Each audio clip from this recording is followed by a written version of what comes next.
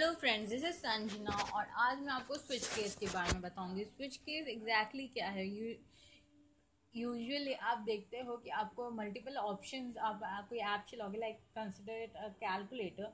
आप वहाँ पे ऑप्शन देते हो, दो नंबर, एक नंबर लिखते हो, फिर आपको एक ऑपरेटर डालना पड़ता है, ठीक है, ऑपरेशन परफॉर्म करने के लिए ऑपरेंड्स के ऊपर। तो वो क्या करता है,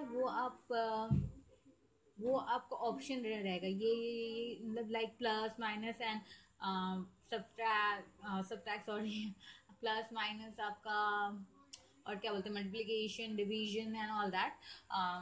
तो वही चीज़ ना आप स्विच के मतलब कंडीशन वन आपको फर्स्ट क्या परफॉर्म करना है, कंडीशन वन परफॉर्म करनी है, नहीं तो कंडीशन टू परफॉर्म करनी है, नहीं तो कंडीशन थ्री परफॉर्म करनी है। अगर ये नहीं करना है तो आपको कुछ नहीं, मतलब एरर दे देता है।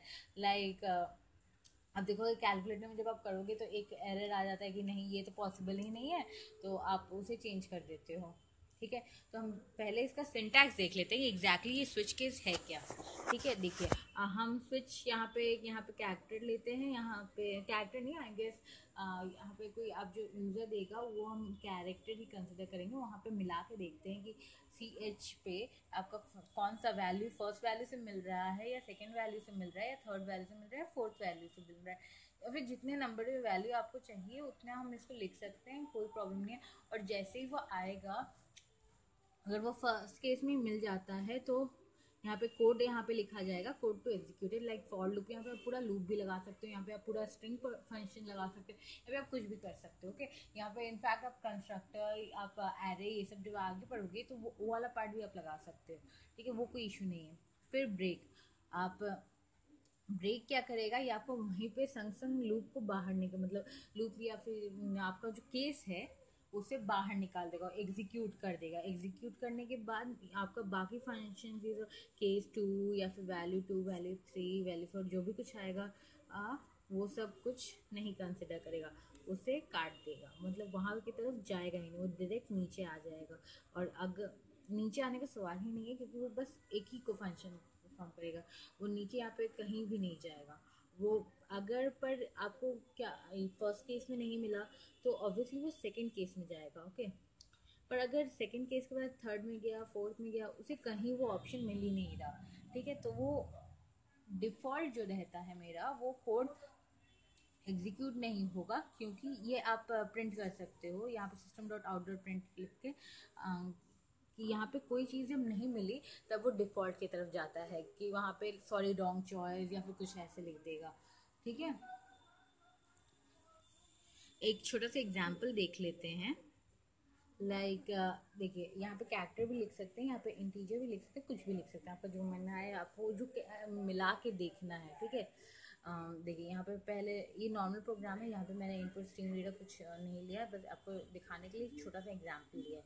यहाँ पे एक क्लास है, एक मेन फंक्शन है, यहाँ पे एक वेरिएबल डिक्लेयर किया हुआ है जिसका वैल्यू मैंने ऑलरेडी दिया है उसे, ओके। फिर उसके बाद स्विच में यहाँ पे नंबर कंसिडर हो रहा है, यानी कि यहाँ 20 कंसिडर हो रहा है, ठीक है। वो पहले केस यहाँ 1 2 लिखना जरूरी नहीं है, केस 10 पे आएगा वो नहीं मिल रहा, केस 20 पे आएगा वो मिल रहा है, तो यहाँ पे 20 लिख के वो system dot out dot print 20 लिख के वो ब्रेक कर देगा, ठीक है। अगर यहाँ पे 20 की जगह 40 होता तो वो फर्स्ट में जाता, नहीं मिला, सेकंड में जाता उसे तब भी नहीं मिला, थर्ड में जाता तो उसे तब भी नहीं मिला, तो फिर अल्टीमेटली कहाँ जाता है, ये डिफ़ॉल्ट में चला जाता है। डिफ़ॉल्ट में जाके system dot out dot print not in 10 12 and 30 और 30 कंसिडर करेगा वो, अगर उसे 40 मिलता तो, क्योंकि वो एक भी केस सेटिस्फाई नहीं कर रहा और वो डिफ़ॉल्ट वाले पोजीशन में आ गया।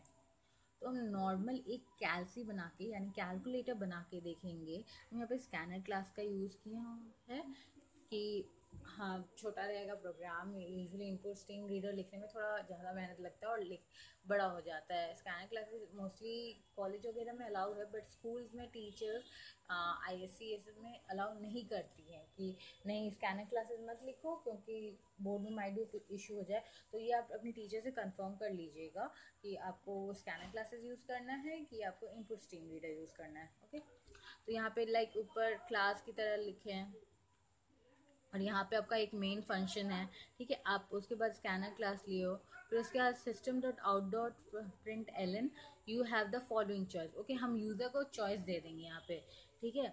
एंड फिर वहाँ पे आप यूज़र को चॉइस दोगे तो आप क्या करोगे, आपको बेसिक कैलकुलेटर रखना है। ओके, बेसिक कैलकुलेटर के लिए आप enter 1 for addition, enter 2 for subtraction, enter 3 for division, नहीं enter 3 for multiplication and enter 4 for division. फिर system dot out dot print enter ये चॉइस, मतलब पहले आप जस्ट इमेजिन वो जो विंडो रहेगा उसमें खुलेगा तो पहले आपको ये चार्ट एंटर ये चॉइस, मतलब you have following choice, enter 1 for this, enter 2 for this, enter 3 for this.